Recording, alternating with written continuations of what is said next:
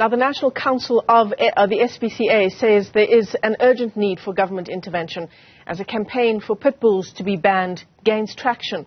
Over the past few weeks, there's been an increase in scrutiny with a number of fatal attacks on children making headlines. In the latest incident, an East London toddler was mauled to death. That happened just last night. The child was a year old.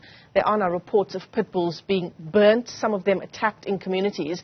Let's get you the latest on the story now. We're joined by a spokesperson for the NSPCA, Keshvi Nair, joins us via our video link this morning. Keshvi, thanks for joining us. Another child being killed by a pit bull. Does this in any way change the NSPCA's stance on the banning of this breed in South Africa? Well, the death of anyone is extremely tragic to the NSPCA, and it's taken very seriously. We value human lives just as much as we value animal lives. And at the end of the day, we need to discuss what the issue at hand is. And that's that we want a country where people don't live in fear of being attacked by dogs. So we don't have to read headlines of children being mauled to death by dogs. And getting rid of one breed of dog is not going to reduce the number of dog attacks. Therefore, our stance still remains that we are against the banning of the breed. However, we do strongly believe that there is a need, an urgent need for stronger regulations and controls with regards to the breeding and keeping of these animals. Keshvi, can I come in there? I mean, surely you can't be equating pit bulls to other breeds of dogs here, because this is not about dog attacks in general. This is about fatal attacks on children by this particular breed. So when we look at the pit bull breed, okay, we have reiterated time and time again that this breed of dog should only be owned by people who have the relevant experience, expertise, and knowledge on the breed. Because pit bulls do have the capacity to be very loving family pets, but they also have the capacity to do immense damage, as we have seen. So we say that these dogs should not be owned by just normal people. They need to be owned by people who have extensive knowledge and experience on the breed. And when we talk about dog attacks, we also need to take into consideration that any other animal is capable of attacking as well. It's just that when you're dealing with a pit bull, when you're dealing with a power breed, the damage can be a lot more than other breeds. However, let's not also detract from the fact that other breeds of animals, other breeds of dogs, have also killed people and caused serious damage. It's just that now there's a lot of spotlight, there's a lot of attention on the pit bull breed specifically. So there are a lot of factors that we need to take into consideration here. I mean, you know, a lot has been said about the way pit bulls are reared in South Africa. Is there a scenario where, until we understand, if I'm insisting on owning a pit bull as a pet, should we not stop people taking on this particular breed of dog as a pet until we all understand how to handle the breed? Well, this is where, when we talk about stronger regulations and control, comes in. One of the biggest issues and one of the reasons that we are in this mess is because of how uncontrolled it currently is. It is far too easy for the wrong people to get their hands on this breed of dog. And let's face it, this dog was bred for all the wrong reasons. They were bred for fighting. And unfortunately, they've not been able to divorce themselves of that. And it's just become worse and worse and worse. The breed is very stigmatized. When you look at a pit bull, you immediately think, or the majority of people immediately think, killer, weapon, protection, power symbol. So the dog is too easy for this dog to be owned by the wrong people. And that is why we're saying, when it comes to the ownership of these animals, more needs to be done. There needs to be some sort of preventative legislation, protective legislation. As it is, there is not really much. The only legislation in place is the Animals Protection Act, which is enforced by the SPCA, and then the municipal bylaws, and then the 5 freedoms. So would those regulations perhaps include something like, if I want to own a pit bull, that I must undergo a particular sort of course so that I know how to handle the breed? Certainly. So when we speak about these stronger regulations, we're first and foremost talking about ensuring that these animals are sterilized and castrated. And then we're talking about permitting and licensing, microchipping the dog, finding out where the dog came from, what the dog is used for, what do you want the dog for, where are you keeping the dog, do you know how to look after the dog, that sort of thing. And obviously these permits or licenses should be made available to SPCAs and animal welfare organizations. Yeah. Of course, the NSPCA is sitting with a unique challenge now because they've had an influx of pit bulls being surrendered to the NSPCA around the country. And then on the flip side of that, owners who are refusing to surrender their dogs, they're having their dogs attacked by the community because the community is so scared.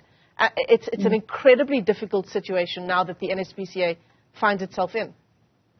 No, definitely. And, you know, what we're currently doing, there are a number of role players in this issue, in this matter, and we are doing our level best. We are bringing our part when it comes to our role in this matter. When an attack has occurred, it's us who are there along with the SAPS to try and remove that animal, to keep that animal safe, to keep the community safe.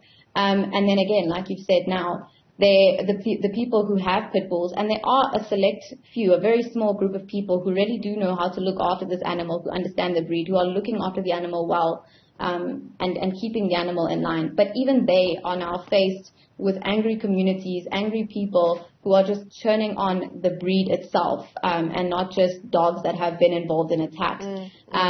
And then, you know, we, at the end of the day, with all of this sensation around the issue, we cannot deny the fact that a number of people are surrendering their pit bulls to the SPCA. And with regards to that, I think it's also got to do with the fact that people are also realizing that if they've got a dangerous animal that they can no longer keep, maybe they didn't know before that the SPCA was a resource, and that they could take their dog to the SPCA instead of, you know, dumping it on the street or getting rid of the animal in a cruel and inhumane way. So they're realizing that the SPCA is a resource and doing the responsible thing by surrendering the animal to the SPCA. And that, unfortunately, it does come at a cost. There's more to an SPCA than just feeding dogs and cats. Yeah. Of course, we don't condone dogs being attacked in the ways that we've seen in communities, dogs being stabbed to death, burnt to death. But obviously, it's a fear response, right, from communities that have seen the damage that these dogs can do. The attack last night on that 1-year-old child in East London, one can just imagine, you know, what that child must have gone through in those moments. But what is your advice to communities? If there is a pit bull in your community and there have been incidents, perhaps not fatal incidents, but violent incidents in the past, what do I do if it's a neighbor's dog?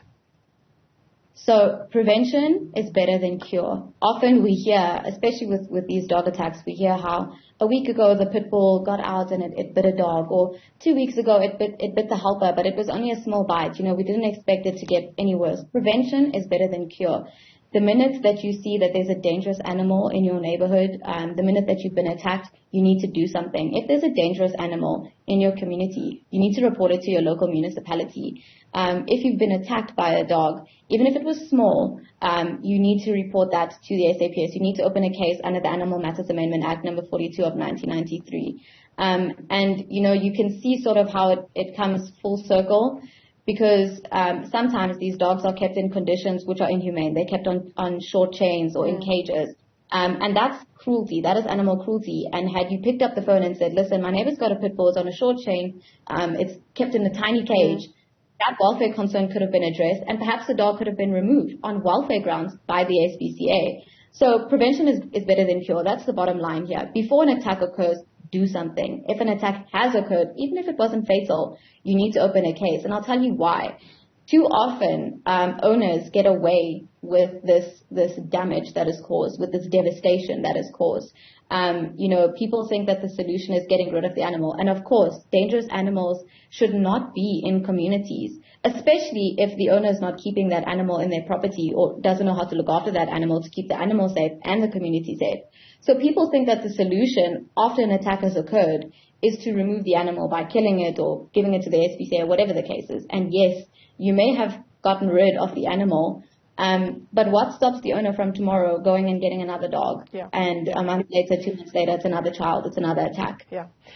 You talk about the treatment of these animals, and obviously you're speaking from a position of experience where you've seen how these animals are being treated.